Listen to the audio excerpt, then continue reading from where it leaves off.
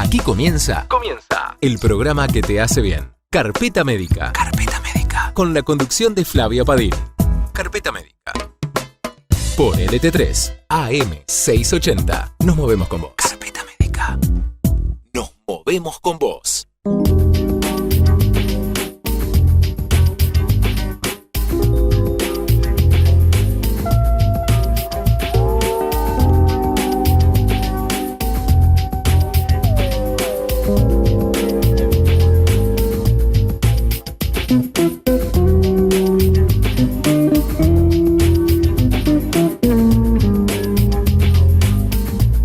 ¿Qué tal? ¿Cómo andan? Muy buenos días para todos. Estamos arrancando Carpeta Médica, un sábado más, en el cual vamos a estar hablando de alguna cuestión de salud que nos esté afectando y que necesitemos herramientas para poder modificarla.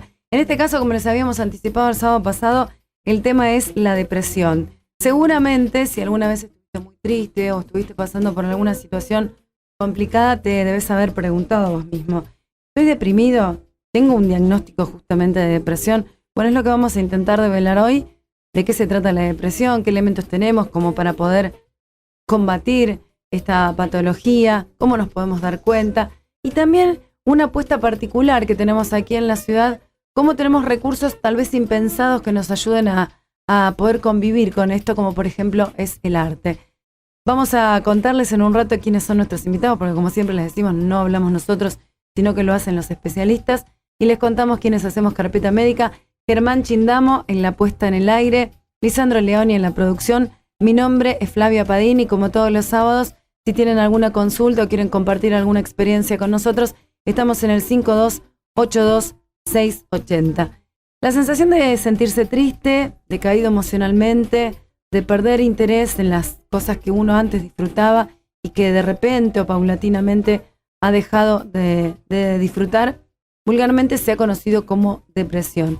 Queremos meternos un poco más de fondo. Queremos saber si lo que nos pasa es que estamos pasando por un mal momento o si en realidad tenemos que tener un diagnóstico de depresión y un tratamiento que corresponda. Por eso ya les vamos a presentar a nuestros invitados. Hoy tenemos en el estudio a la doctora Mónica García Mazzota, médica psiquiatra, coordinadora del Cuerpo Médico de Neurociencias de Los Manantiales, miembro de la Comisión Directiva de la Asociación de Psiquiatría de Rosario. También nos visita Julieta Nadalín, para no bautizarte, psicóloga, especialista en tratamientos con pacientes con trastornos en el estado de ánimo. Y también está con nosotros Marcelo Mainini, coordinador del Puente del Hospital Roque Sáenz Peña, que es un espacio de creación artística entre el arte y la salud. Marcelo, después te vamos a consultar sobre esta experiencia seguramente innovadora y seguramente que aporta desde otro lugar muchísimo a aquellos que necesitan mejorar su estado de ánimo y lo pueden hacer a través del arte. Vamos a alargar con la doctora Mónica García Mazzota. Bueno, Mónica, hacíamos un pequeño abordaje de lo que es la depresión. Hoy en día es una patología de la que se habla muchísimo y queríamos situarnos en en el contexto social en el que vivimos, en una situación social muy crítica, con una cuota muy marcada de estrés. ¿Qué podemos decir hoy de qué es la depresión, básicamente también para establecer diferencias, ¿no? Buenos días, Flavia. Buenos ¿Qué días. tal? Ante todo, un gusto de estar acá con vos. Muchas gracias. Buenos días a todos los que madrugaron el sábado y nos escuchan. Son muchos, así que aprovechémoslo. La depresión en sí es una enfermedad. Una enfermedad que, cuyo concepto ha ido cambiando en la medida que ha ido evolucionando la humanidad, pero yo te diría que lo que te puedo decir, lo que podemos decir ahora es que es una enfermedad sistémica que se traduce generalmente con trastornos del estado de ánimo, como un trastorno del estado de ánimo, pero que también compromete todo el organismo. Entonces, muy importante poder detectarla a tiempo, porque la depresión nos enferma.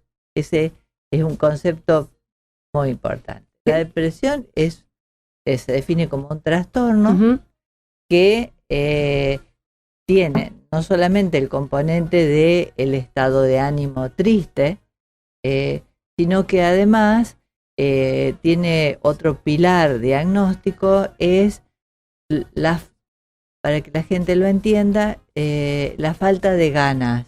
Uh-huh. La apatía. La famosa apatía. Uh-huh. Es decir, esa falta de motor, de sí, a mí me gustaría, yo quisiera, pero no me levanto de la cama. Claro, no arranco nunca. No arranco. El paciente que viene y dice, yo voy a hacer tal cosa, voy y quería,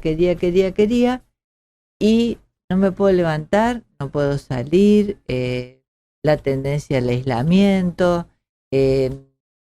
También a veces los pacientes empiezan a tener problemas, que dicen tengo problemas de memoria, uh-huh. Empiezan a tener dificultad para prestar atención, y digamos, se diferencia de la tenemos que diferenciarla de la tristeza, claro.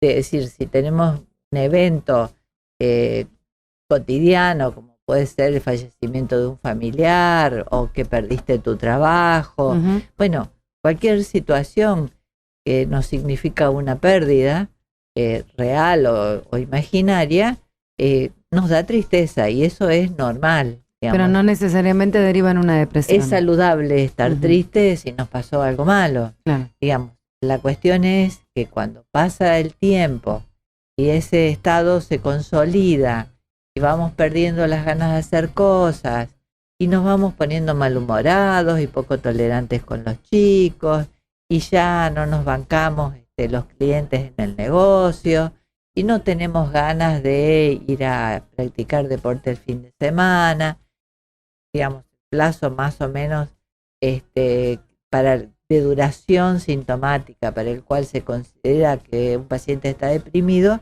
es de 3 meses para adelante. Claro.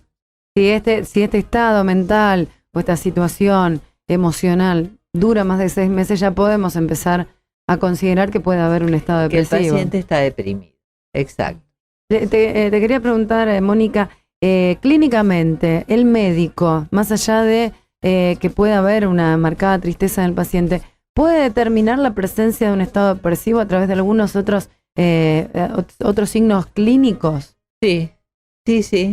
Primero, el depresivo típico está lento, camina más despacio, tiene una expresión en la mirada, en la cara que, digamos, no traduce estados de ánimo, más bien es una fase que nosotros llamamos amímica, ¿sí?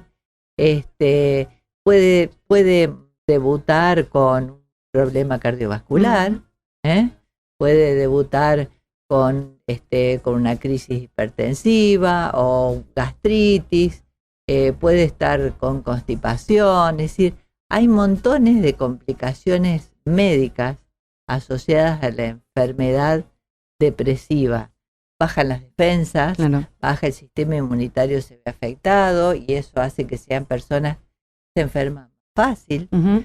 que no toleran los cambios de tiempo, pero básicamente, digamos, muchas veces el depresivo es el que ha deambulado por muchísimos consultorios y un síntoma que yo te diría que es un síntoma cardinal en la depresión es el dolor. ¿El dolor físico? El dolor físico. Digamos, o sea, la palabra dolor viene de una raíz latina que quiere decir duelo. Claro. O sea, se traduce el dolor por la pérdida, porque una pérdida, lo que vos hablás de estos 6 meses es básicamente el tiempo del duelo. Este duelo se termina traduciendo en un dolo físico, digamos. Exacto. Que puede ser en cualquier parte del cuerpo. En cualquier parte del cuerpo. Ahora sabemos que las vías en nuestro sistema nervioso central, las estructuras están implicadas en el dolor y la analgesia fisiológica, o sea, propia del se cuerpo. Comparten con las vías que están implicadas, las estructuras están implicadas en el control del estado de ánimo de las personas. Y bueno, fíjate vos que todos los tratamientos de dolor tienen dentro de lo que es la farmacopea habitual determinado tipo de antidepresivos. Claro. Esto me quedaba con esto que dijiste, por el tema del dolor, porque viste que cada cual tiene una forma particular de expresar el dolor. Uh-huh. Y si ante una pérdida básicamente expresamos este dolor que se hace perpetuo prácticamente y se transforma en una depresión, digo, aquella persona que no tiene la facilidad de expresar el dolor tan activamente, que se lo guarda, ¿puede ser que haya una persona que no se muestre triste pero que aún así esté depresiva? Sí, porque la tristeza es un elemento, pero no hace diagnóstico. Uh-huh. Vos podés estar muy triste, pero no estar depresivo. Y podés estar muy arriba y sí estar depresivo también. Y podés estar a lo mejor, claro, podés estar hiperkinético, activo y no parar, y en realidad es una reacción, digamos, un mecanismo de defensa, un modo de encubrir la depresión.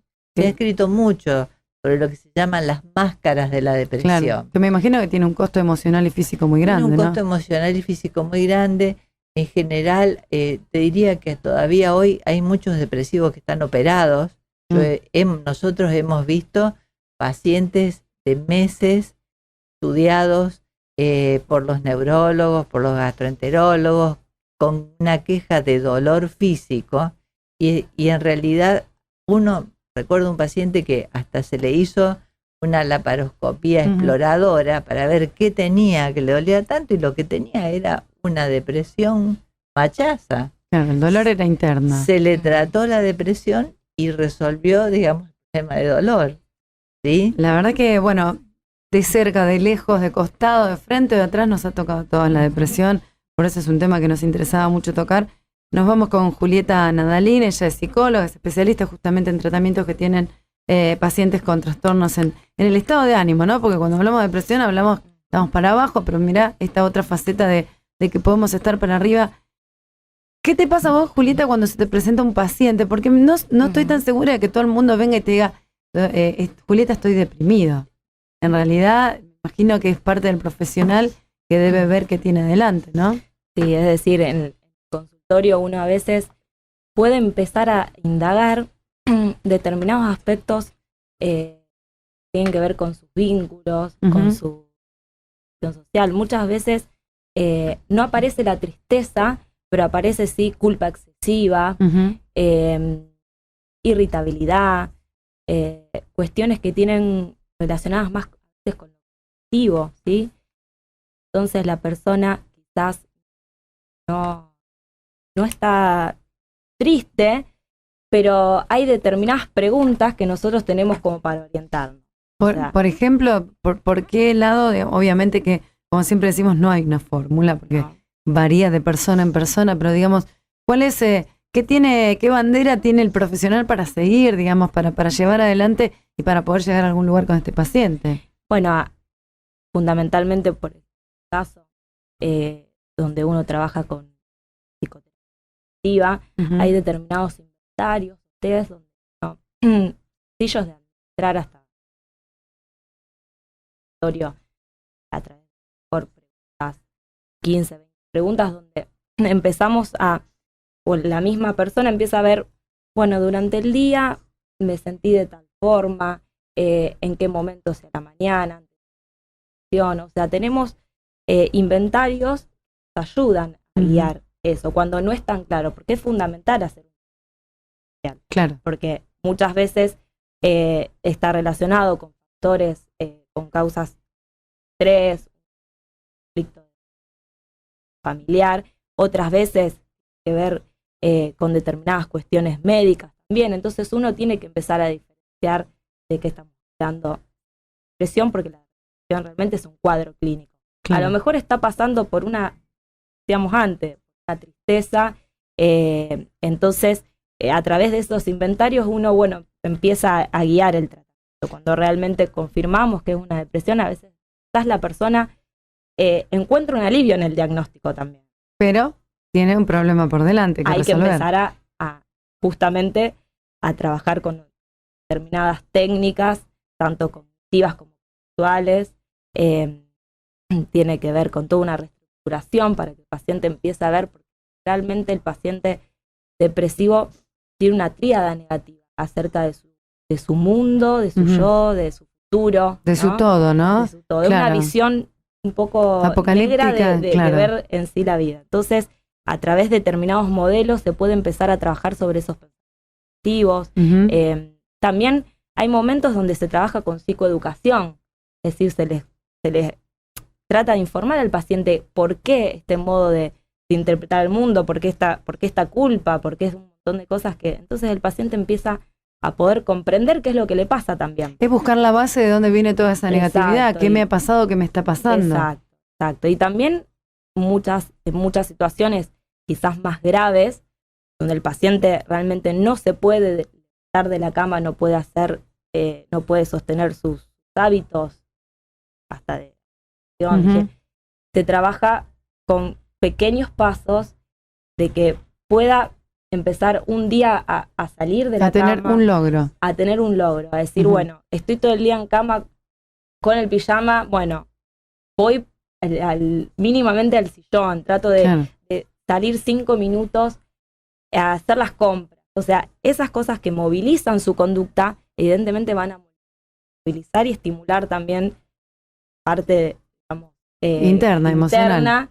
Y dando otros estímulos, porque también se aleja mucho generalmente la familia, cuando esto es prolongado, también genera un desgaste muy grande en la familia, ¿no? Genera la típica, no me lo banco más, claro, todo el tiempo, todo el día en casa. Genera esto, termina generándolo. Claro, entonces eso a la vez al paciente le genera mayor culpa, mayor rechazo, mayor sentimiento de baja de autoestima, incapacidad, entonces se sostiene y se aumenta la depresión también. Claro, como que se retroalimenta con esto. Retroalimenta. Entonces ahí es donde uno también puede intervenir con grupo familiar, ¿sí? Claro. Eso es fundamental, los lazos sociales y el que el paciente pueda empezar a tener. O sea, se trabaja también, ¿te ha pasado que has tenido que trabajar con pacientes que no solo vas derecho al paciente, sino que mamá, papá, pareja, no sé, quien sea, que sea la relación inmediata, de sentarlo y decirle, mira, el panorama es este? Dentro de las entrevistas familiares, es fundamental contar con alguien cercano al paciente que a lo mejor en los primeros momentos, cuando la depresión realmente es muy grave, pueda colaborar y ayudar. Y es más, muchas veces me pasó, a lo mejor en mi experiencia clínica con hombres, no tanto con mujeres, las mujeres a veces tienden a consultar más por esta también tendencia a poder expresar un poco más lo que le pasa, pero a veces viene la mujer a hacer la consulta. La esposa o la pareja del hombre. Por el hombre. Entonces después el hombre viene ya a veces cansado de que mi mujer... Y te dice, me mandó mi mujer. Me mandó. Entonces, bueno, ahí uno tiene que ponerlo, ¿no? A él, obviamente como paciente y como poco buscar en él la empatía para que pueda comprometerse con el cambio. Evidentemente, a lo mejor en un primer momento acerca a la mujer, pero uno tiene que hacer realmente el tratamiento con... Entonces, es importante esto de establecer un vínculo terapéutico para poder trabajar con él. Y cuando uno tiene de lado a la familia y se trabaja de manera conjunta, realmente sirve un poco más fácil. Bueno, interesantes pautas que estamos dando, porque no solamente tenés que estar triste para estar deprimido, podés estar muy enojado, por ejemplo, podés estar furioso, podés estar queriendo pelearte con todo el mundo y podés estar pasando por una depresión también. Estamos en el 5282-680, ya vamos con Marcelo porque me interesa hablar de esta experiencia especial que tienen en el Roque Sáenz Peña, pero te quería preguntar, Julieta, me quería quedar con la primera parte de lo que vos hablabas, que tiene que ver un poco que el paciente se dé cuenta de lo que le está pasando, cómo se sintió en el día. Ahí me parece un cambio en el estado de conciencia muy importante que hay que generar, esto de conciencia, de llevar a lo consciente, de llevar al primer plano, de poder ver nosotros qué nos está pasando. Y no es algo fácil. Primero hay que querer hacerlo. Y segundo, mucha gente que quiere hacerlo no sabe ni por dónde empezar. Sí, recuerdo en este momento una paciente que siempre me decía, yo tengo enferma la voluntad. Esa era la frase. Qué buena definición. Y yo la tomé porque frecuente. Me quedó grabado, muy marcado esa frase, tengo enferma la voluntad. Entonces, es verdad, uno dice, ¿cómo empezamos cuando tengo enferma la voluntad? Pero bueno, siempre se puede, el paciente que está sufriendo en un punto quiere buscar salir, ¿no? O sea, ahí llega a ese punto, ¿no? Siento genera esto de querer salir. Pero bueno, a veces cuando tengo enferma la voluntad, como decía esta paciente, hay que trabajar muy fuerte con el entorno. Por lo menos a mí me ha pasado que cuando el paciente a lo mejor en los primeros momentos puede buscar contención y buscar apoyo familiar o mismo determinados centros, por ejemplo en personas mayores que pierden esos lazos sociales, buscar centros donde pueda estar con pares, o sea, empezar a hacer esa salida, ¿no? Entonces ahí a lo mejor la familia no está, pero encuentro otro apoyo y pares. ¿Sí? Claro. O sea, la persona, a veces por ahí el que nos está escuchando dice, bueno, tengo a lo mejor tanta familia, no tengo, perdí determinados amigos, pero siempre se puede. ¿Sí? Cuando uno consulta, puede llegar a un profesional, a partir de ahí se pueden abrir un montón de dispositivos y ayudar a la persona, más allá de que tenga o no la familia, de que tenga o no amigos, hay un montón de espacios donde realmente se trata y puede. ¿Sí? Vos hablabas, tengo enferma la voluntad, o esta persona que está como todo el tiempo pensando que todo le va mal y que todo le va a seguir yendo peor, que no hay salida. Hay un replanteo importante que hay que meter como un cambio de chip, como se dice ahora, de empezar a cambiar completamente nuestro sistema de creencias. Digo, porque el sistema de creencias instalado de esta manera, lo único que hace es retroalimentar esta situación. Si hay que cambiar el sistema de creencias, ¿cómo ayudas a una persona para que se reprograme? Bueno, qué pregunta. Claro, en realidad ese es el trabajo, digamos, el desafío. Es siempre un trabajo multidisciplinario. Nosotros con Julieta en Manantiales lo vemos cotidianamente, digamos, porque ella hablaba de la familia, el tratamiento farmacológico, la psicoterapia, los grupos, realmente lo que va a comentar acá Marcelo me parece que es muy importante, digamos, estimularlos desde el arte, porque podemos decir que cuando una persona está deprimida tiene enfermo el afecto, el sentimiento, tiene enferma la voluntad y tiene enfermo el pensamiento, para decirlo de alguna manera, decir lo que ahora en neurociencia se llama las cogniciones negativas. Es decir, no, ¿cómo, para qué voy a salir si seguro se va a nublar? Y no, ¿viste? La gente ¿para qué voy a ir a presentarme ese trabajo si seguro que no me van a tomar? La cognición negativa que yo escuchaba cuando era pequeña era: día que me dedica a hacer sombreros, la gente nace sin cabeza. Es decir, el día que yo haga sopa, yo salgo con un tenedor. Claro, es decir, el fracaso está garantizado previamente. Claro. Esa recodificación que vos decís, el cambio de chip, en realidad es el trabajo de estimulación, es el incentivo, es el abordaje interdisciplinario, y es pensar, digamos, que el sujeto que tiene una depresión es un padeciente que necesita, digamos, del concurso de muchas disciplinas para que eso funcione y mejore lo más rápido posible.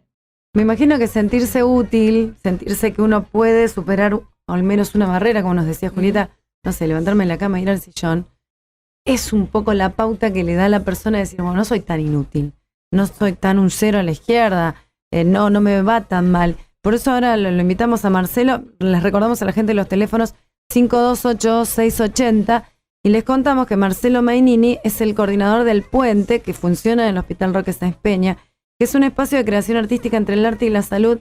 Marcelo, contanos un poco esto, porque seguramente ustedes tienen todo tipo de patologías psíquicas que manejan, pero en cuanto a la depresión, me imagino, porque muchas veces el deprimido es una persona, sobre todo en los hombres, porque sabemos que a la mujer nos cuesta menos hablar, al hombre le cuesta más expresar, que no puede decir, poner en palabras, y al no poder decir en palabras, a veces buscar la otra manera de decir las cosas, ¿no? Sí, bueno, el Puente tiene ya 6 años, se fue construyendo un diálogo con el área de salud mental, y hay una co-coordinación, parte de salud mental, digamos, y también un necesario diálogo para ver qué ocurre en cada espacio y para hacer un intercambio. Y bueno, yo coordinando allí más por la parte de creación y educativa. Y en realidad sería interesante pensar, digamos, ¿no? Viendo un poco a las palabras, esto de la depresión, como esa presión hacia adentro, esa presión convierte en una cárcel, ¿no? Y un aislamiento. Podríamos pensar que tal vez el desafío es la expresión en relación a ella. Y bueno, tal vez sea una de las cuestiones importantes que está presente allí en el puente. Hoy el puente ha crecido, ya tenemos 7 talleres, tenemos talleres artísticos, tenemos también espacios de narración, de literatura, de radio, de teatro, artesanía. Bueno, y yo creo que lo que uno nota es un proceso donde la gente va recuperando en este hacer y producir artístico ganas. Se va poniendo en comunicación con sus propias potencias. Yo digo, es como que nosotros corremos un poco todo ese diagnóstico y clasificación y empezamos a trabajar con todo lo que es posible de construir como potencia creativa. Y bueno, ahí nos sorprendemos. Vemos mucha de la gente que yo digo, nada reemplaza nada. Uno ha aprendido también la importancia que nadie deje su terapia y siga trabajando sus dificultades y sus límites. A veces alguna de la gente, en una cuestión de excitación que le da producir algo artístico, también genera cierta ilusión. Claro. Y después tiene que bajar, porque tiene que ver también sus dificultades, las necesidades de apoyo terapéutico. Dice, yo ya puedo que solo. aunque tiene que regular su medicación, no la tiene que dejar de tomar. Entonces digo, bueno, son como varias partes, digamos, importantes a no dejar ninguna. Que ustedes también tienen que ir controlando, ¿no? Que tienen que ir, digamos, conteniendo al paciente en el sentido de te elevo y te doy el vuelo, pero en algún momento también te tengo que bajar un poco, ¿no? Totalmente, me parece, yo en los últimos tiempos estoy volviendo mucho más defensor, digamos, ¿no? De que no tengo que ver directamente, pero de apoyar la cuestión terapéutica de cada uno de ellos y de ser un poco celoso de que nadie abandone. Ya me siento un poco mejor, estoy haciendo esto, yo no soy, no tengo enfermedad, no soy paciente. También estas cosas que hoy en día con moda y cierto esnovismo, es como decimos, que podemos llegar a decir que la locura es creativa, bueno, cualquier cosa, ¿no? Ya no se quiere nombrar a la gente, ya no está loco, ya no hay pacientes, ya todo es fabuloso todo se, digamos, se oculta, ¿no? También. Para nada, yo creo ahí una de las cosas más grandiosas que ha ocurrido es que con el humor, es una línea muy fuerte que está presente, pero no el humor, vamos a reírnos a ver si cambiamos la onda porque nos reímos un rato largo, no, de la nada. No, el humor por unas ganas de encontrarnos y sentirnos bien, pudiendo reírnos un poco de todos y de nosotros mismos. Y bueno, ya en la última época, qué sé yo, nos reímos de la palabra loco y locura y qué sé yo, y tenemos un montón de cosas que las tomamos. Porque en realidad ese es el desafío y lo interesante de la creación artística. El material que uno toma son los dolores, las penas, las dificultades, y el desafío es transmutarlos en otras cosas. Claro, resignificarlo. Y esta cuestión que, bueno, decía Winnicott, un psicoanalista inglés, decía, la percepción creadora es aquello que hace que la vida valga la pena ser vivida. Y no dejaba fuera la pena. No. Digamos, dialogaba en la creación con la pena como motor, porque nosotros también sabemos lo que es la alegría, habiendo transitado la tristeza, digamos, esta es la vida. Bueno, se dice que la angustia es uno de los principales motores de la creatividad, ¿no? Exacto. Y creo que también hay límites en todas estas cosas, nada es mágico. Pero también está bueno, yo que estoy hace años en la cuestión artística y bueno, estoy más llevado, digamos, a lo teatral, Pero también, digamos, creo que en las últimas épocas, con esta liviandad y superficialidad que se toman algunas cosas, se le da un lugar mágico a lo artístico, y tampoco es tan así.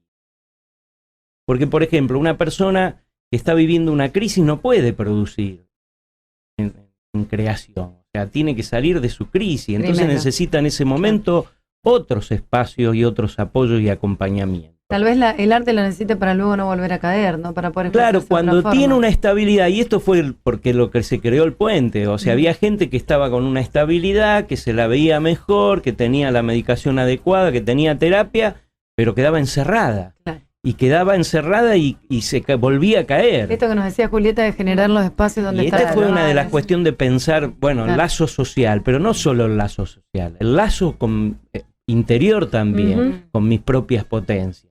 Por eso el puente, yo digo, tiene mucho de esto, ¿no? Tiene de ese entre.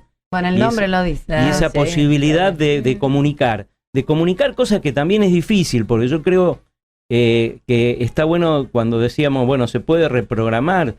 Es porque tenemos una visión también muy máquina de lo humano, ¿no? Pero lo que nos lleva a la cuestión de posibilidad de lo artístico es pensar en el misterio también de muchas cosas.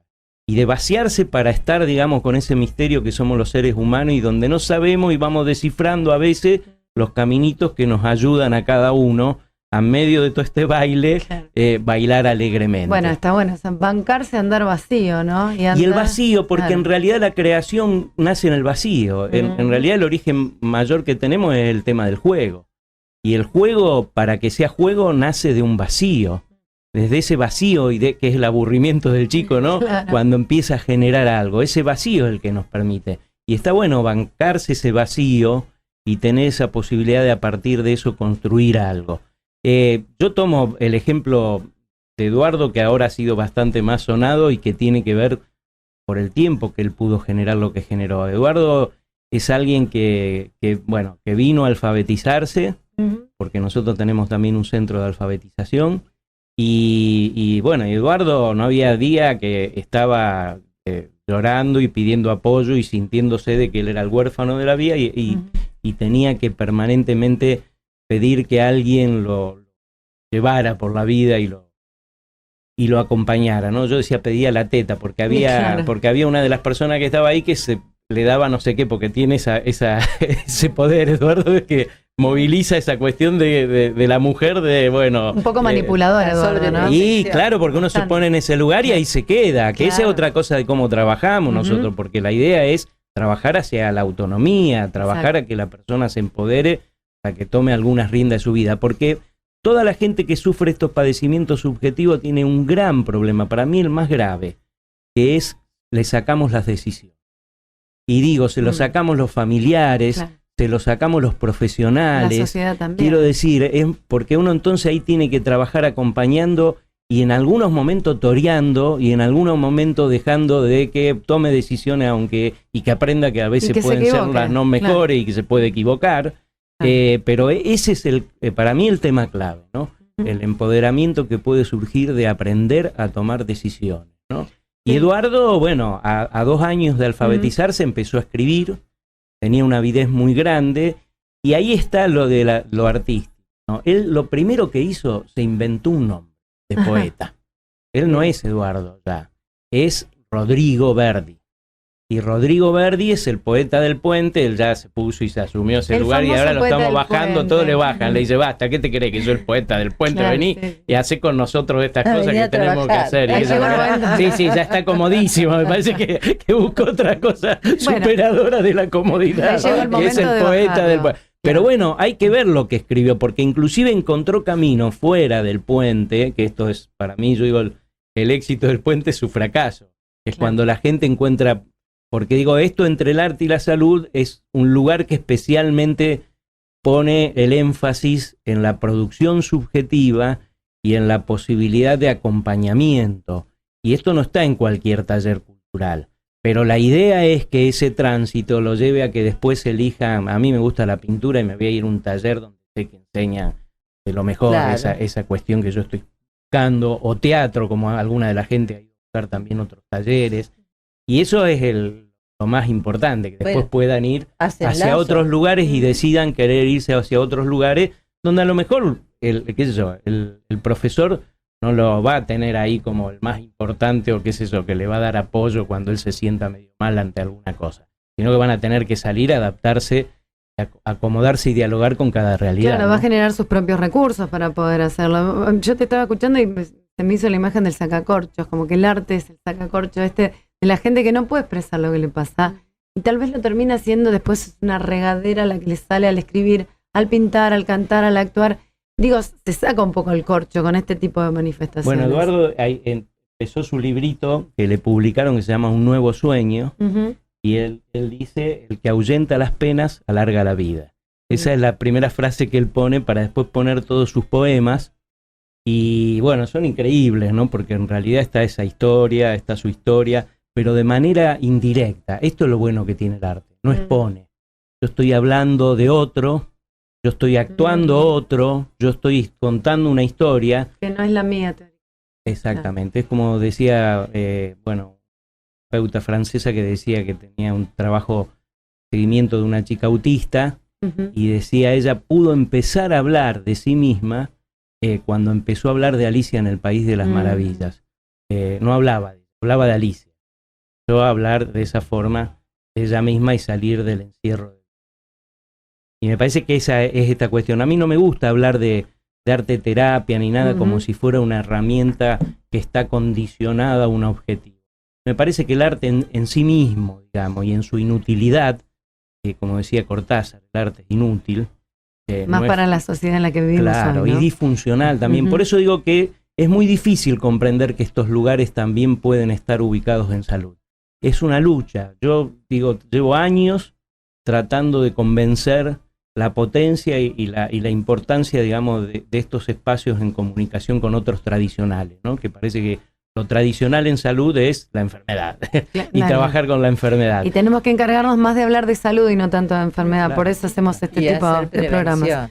¿Cómo? Y hacer prevención. Prevención, tal cual.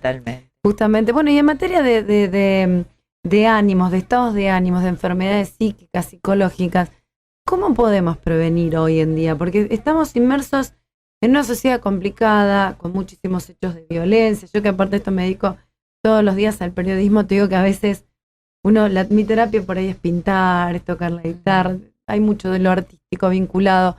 Digo, mucha gente te pregunta, ¿cómo haces para decir tantas malas noticias y después no deprimirte? Me pongo muy triste ni hablar, pero trato de no deprimirme. Pero digo, ¿cómo prevenimos no estar locos?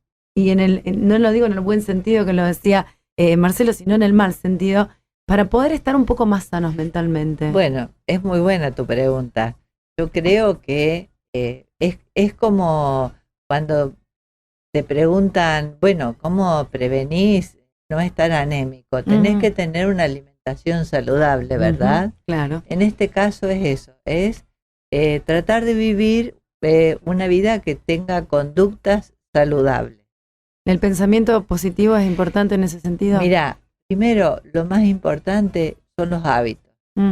Es fundamental tener un buen descanso en la noche, porque el sueño no solamente, digamos, es el lugar de la reparación romántica, digamos, sino que además nuestro cerebro necesita dormir, porque cuando nosotros estamos durmiendo, él está trabajando. Claro, sigue trabajando siempre. Está haciendo, digamos, está cumpliendo con funciones básicas a la hora de elaborar, organizar y recodificar toda la información que recibió durante el día. Entonces, no tener un buen descanso es la puerta para el estrés, es la puerta para tener dificultades para enfrentar la cotidianeidad, y es una buena puerta de entrada también para la enfermedad depresiva. La actividad física, la alimentación concreta. La actividad física también, o sea, en ese contexto, nosotros somos seres vivos que fuimos hechos para caminar, levantarnos y caminar, buscar nuestra pieza. Es decir, el sedentarismo estaba pensado solamente a la hora del descanso, en la noche. Y resulta que vivimos de un modo nuestra vida que muchísimos de nosotros la mayor parte del día la pasamos sentados. Claro, solo nos movemos para cambiar de asiento. Para nada cambiar de más. asiento, exacto. El otro tema es la alimentación, Ujú. es tener una alimentación variada, saludable, tratar en la medida de las posibilidades de alejarnos de la comida chatarra, Ujú. porque tiene muchas toxinas, nos enferman de un montón de cosas que vienen de la depresión. Por ejemplo, el McDonald's hábito, Ujú. ¿no? Esta cosa de McDonald's manía. tener una alimentación que tenga mucha cantidad de harinas, de grasas, de fritos y demás, predispone, digamos, a la enfermedad vascular cerebral. Y la enfermedad vascular cerebral tiene un 70-80% de comorbilidad con la depresión. Ujú. Claro.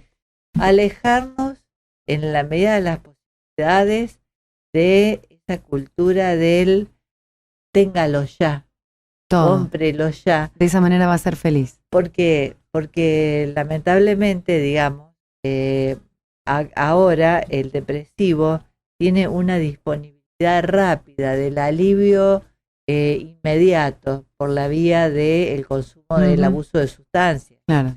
el alcohol. Sí, no estamos hablando de comprarte una computadora, estamos hablando de consumir alguna sustancia Claro, negativa para el y cuerpo. eso, digamos, a su vez deteriora tu cerebro y te predispone a la depresión. Claro. ¿Entendés? O sea, la mejor manera de hacer prevención es tratar de tener una vida lo más saludable posible, ¿sí?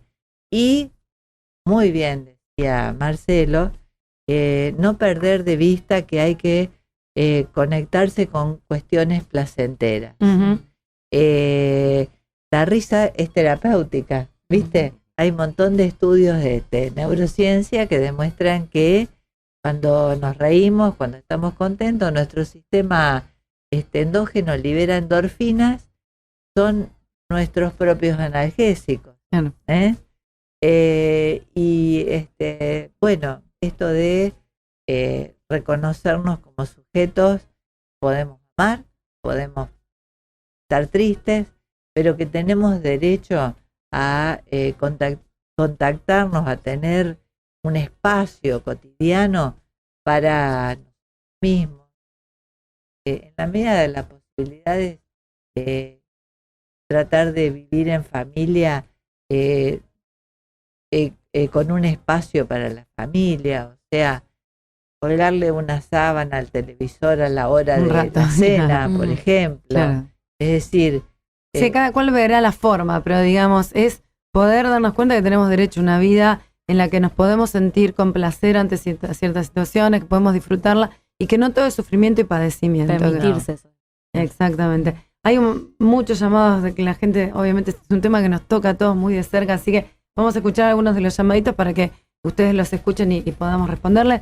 Gracias a todos los llamados, los seguimos esperando en el 5282-680. Hola, buen día, Ricardo habla.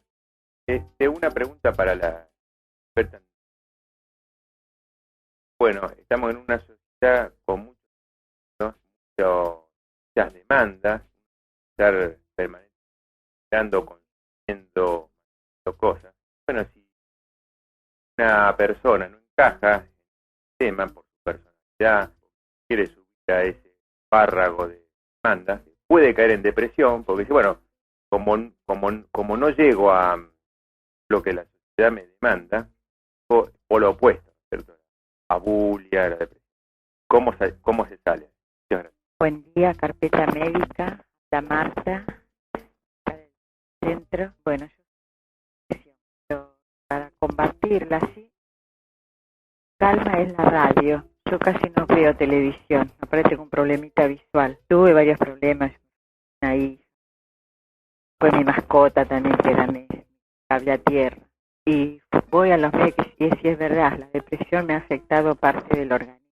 Pero trato de, no sé, de 24 horas, 18 o 20 horas yo escucho radio, programas como de ustedes que te hablan, comentan. Tengo muchas amigas, mucha gente, solo se los manda de comerse. Tú en vez de decirme Marta, me dicen Martita, porque trato también a veces de consolar a la gente, todo. Pero pienso que estoy tomando un medicamento que voy a meter la doctora si es bueno, Tonibral para la depresión, pero las amistades, después hago un curso para los adultos mayores de gimnasia tranqui, trato también de dibujar, pintar, escribir, y eso me está ayudando. Les mando un beso grande y los sigo escuchando. Hola Flavia y programa, habla Alejandro de Pérez. Quiero hacer una pregunta porque yo tengo un familiar que está de estado depresivo profundo y uno no sabe cómo ayudarlo, de qué manera un poco sacarlo adelante de ese estado en que está. Quisiera que me contestara la profesional. Muchas gracias, muy bueno el programa, lo escucho siempre. Quería preguntarle a la doctora que está hablando de depresión, ¿qué problema hay cuando hay ataques de pánico, todas esas cosas que yo no me explico cómo es? Un beso.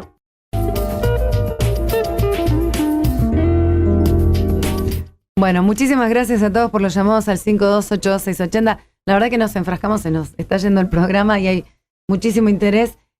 Bueno, sobre todo a todos los que nos han compartido sus experiencias. Estamos convencidos en la producción de este programa que cuando hablan los pacientes de la patología que sea que tratemos, lo que logramos en la gente que nos escucha es plena identificación y el pleno conocimiento de lo que te pasa a vos le pasa a muchísima más gente, que nos pasa a todos, y que si una sola de estas personas pudo salir o pudo llevar la vida adelante, vos también lo podés hacer. Y justamente esa es nuestra finalidad. Así que gracias a todos. Bueno, hablábamos de un medicamento que nos mencionaron, doctora, y también de qué pasa, claro, ya cuando se lleva al borde, que se lo dejo a Julieta, chico de Pérez que nos llamaba, ¿cómo llevas a una persona que vos te das cuenta, que no sé si es depresión, pero que la está pasando muy mal, cómo lo llevas a que pida ayuda, ¿no? Sí, en relación al medicamento, le sugiero a la señora que consulte con su profesional, ¿verdad? Porque seguro. No podemos, francamente, recomendar un medicamento de un paciente que no conoces, conocemos. por supuesto, por supuesto. Esto tiene que ver, como decíamos antes, con un abordaje multidisciplinario y que obviamente cada paciente se pone en manos de su profesional de confianza, que lo conoce, que sabe de su patología, que sabe cuál será la mejor manera de llevarlo. Julieta, pasa esto mucho, de que tenemos al revés, ¿no? Que ya no tenés que encarar a la familia para que se dé cuenta de lo que le pasa al paciente, sino al revés. Toda la familia se da cuenta y el paciente es el que sigue la suya. Sí, esos son realmente situaciones bastante complejas. El paciente está muy negado, muy resistente. La familia no encuentra modo. A lo mejor hay distintas formas de abordar esto, pero quizás que primero consulte la familia. A lo mejor se pueda ver, muchos casos, mismo el profesional va al domicilio para tener la entrevista ahí, si el paciente puede salir.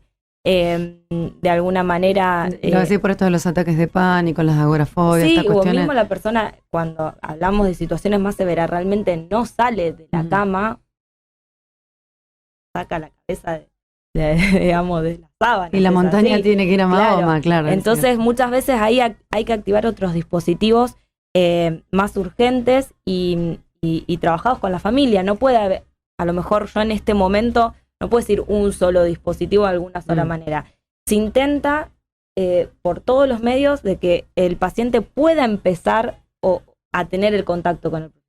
Pero sí, este primero que dijiste que está bueno, que sería una suerte de respuesta, es que vaya el familiar a consultar al profesional primero. Eso es lo primero. Y a partir de ahí, en base a lo que el profesional vea, bueno, tendrán diferentes técnicas a lo mejor para decir, bueno, ¿cómo hacemos para acercarlo y para que esta persona, si realmente está con una situación muy grave, que puede llevar a suicida o realmente al suicidio? Entonces, bueno, se tiene que activar todo un equipo para tratar de ayudar a la persona cuando la situación realmente. Y eso quizás se tiene que coordinar con los familiares que están cerca, y los métodos a lo mejor van a variar según lo que el profesional vea, cómo sea el paciente, en qué situación esté. Y se irá probando también. Y se irá probando. Hay casos donde decía, a veces, bueno, el paciente se le dice, bueno, médico clínico, porque depende la edad, a lo mejor aceptan más ir a una consulta con un clínico y que el clínico pueda a partir de ahí empezar a hablar y a derivarlo. Claro.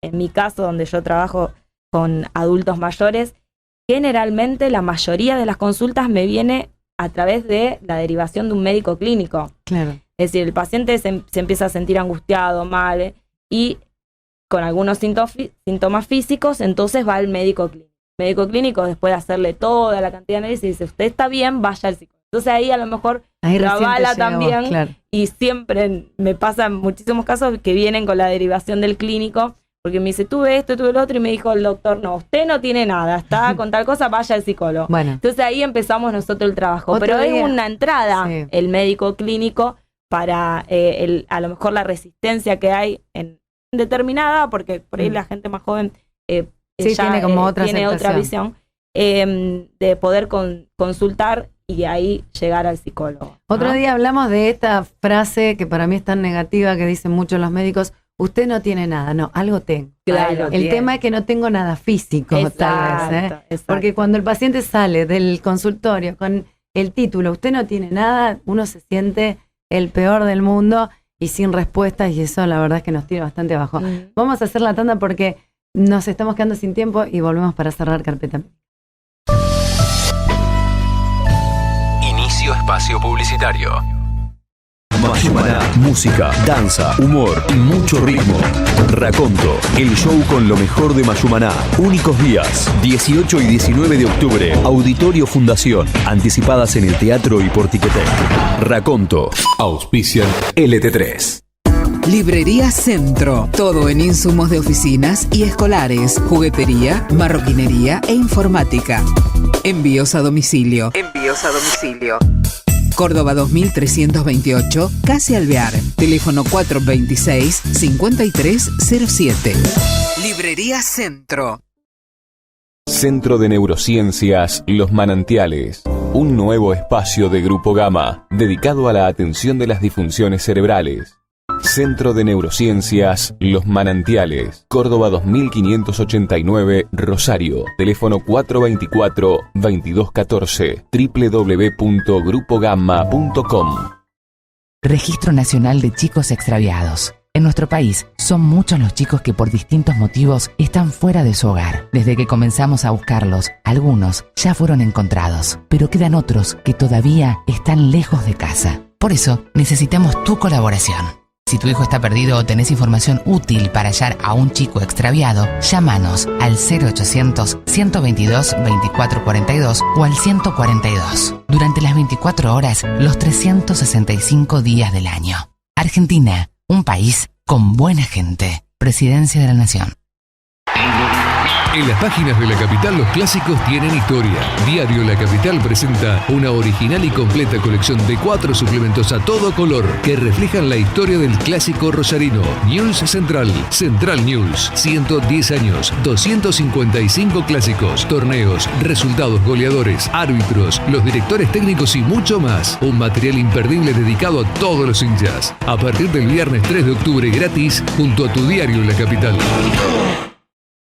Librería Centro. Todo en insumos de oficinas y escolares, juguetería, marroquinería e informática. Envíos a domicilio. Córdoba 2328, Casi Alvear. Teléfono 426-5307. Librería Centro. En la radio en general te piden el personaje, el haceme la locutora. Por eso está bueno cuando viene una marca como Saint Tips y te pide que seas natural, que seas como sos. Te cuento, Saint Tips se renovó y ahora sus cremas tienen 100% humectantes de origen natural. Bienvenida a una piel increíblemente suave. Bienvenida a Saint Tips. Ingredientes naturales para mujeres 100% naturales, como vos, y como yo. Centro de Neurociencias Los Manantiales. Un nuevo espacio de Grupo Gama dedicado a la atención de las disfunciones cerebrales. Centro de Neurociencias Los Manantiales, Córdoba 2589, Rosario. Teléfono 424-2214, www.grupogamma.com. ¿Te sentís con gripe? Si tenés fiebre alta con más de 38 grados, tos, congestión nasal y sentís decaimiento o dolor muscular, no te automediques. Consulta al médico y seguí sus indicaciones. Recordá cubrirte la boca al toser o estornudar para no contagiar a otros. Cuídate. Es bueno para vos. Es bueno para todos. 0800-222-1002. Argentina nos incluye. Presidencia de la Nación. En las páginas de La Capital los clásicos tienen historia. Diario La Capital presenta una original y completa colección de 4 suplementos a todo color que reflejan la historia del clásico rosarino. News Central, Central News, 110 años, 255 clásicos, torneos, resultados, goleadores, árbitros, los directores técnicos y mucho más. Un material imperdible dedicado a todos los hinchas. A partir del viernes 3 de octubre gratis junto a tu diario La Capital. Espacio publicitario.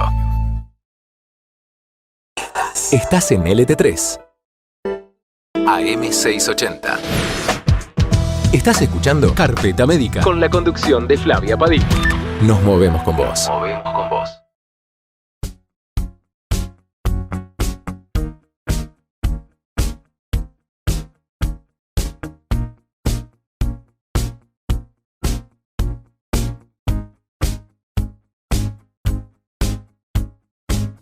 Bueno, la verdad que se nos fue el programa volando, es un tema sumamente interesante comenzar a hablar desde, fíjense, ¿no? Que siempre es nuestra motivación y nuestra finalidad, empezar a hablar de lo negativo para terminar hablando de las cuestiones positivas. Recién hablábamos con Marcelo Mainini de esta cuestión del arte y de cómo a veces nos perdemos la oportunidad que nos generan las crisis, la oportunidad de aprender que nos generan las crisis, de generar una sabiduría diferente para nuestro pensamiento y en definitiva para nuestro organismo.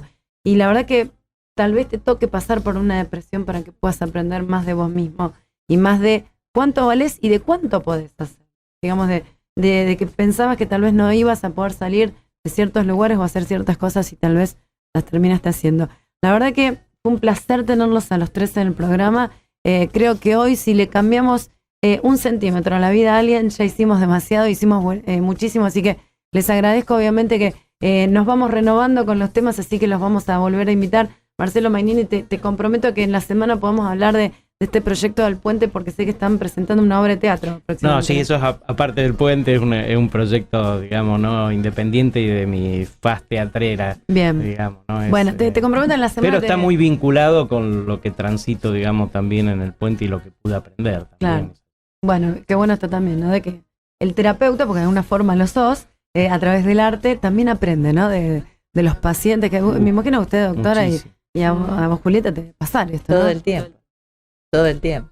Se retroalimenta, digamos. Sí. La verdad es que un placer tenerlos a los tres. Mónica García Mazota, la doctora médica psiquiatra, coordinadora del Cuerpo Médico de Neurociencias de los Manantiales, miembro de la comisión directiva de la Asociación de Psiquiatría de Rosario. Muchísimas gracias, Mónica, por tu presencia. A vos las gracias por la invitación. La verdad es que es un tema para quedarse a hablar todo el día. Nos quedaríamos hasta las 7 de la tarde.